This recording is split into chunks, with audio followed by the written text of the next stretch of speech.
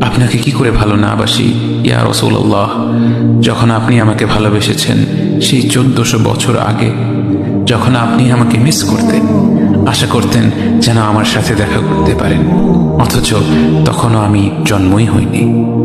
সেদিন সাহাবীরা আপনার চোখে পানি দেখে বলল, ইয়া রাসূলুল্লাহ, আপনি কাঁদছেন কেন? আপনি বললেন, আমার ভাইদের খুব দেখতে ইচ্ছা করছে। সাহাবীরা বললেন, আমরা কি আপনার ভাই নই ইয়া রাসূলুল্লাহ? আপনি বললেন, না, তোমরা আমার সাহাবী।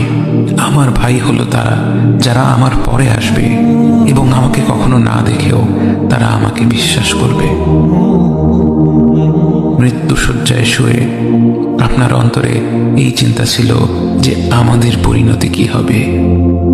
উম্মতি উম্মতি বলতে বলতে আপনি আপনার রবের নিকট ফিরে গিয়েছেন।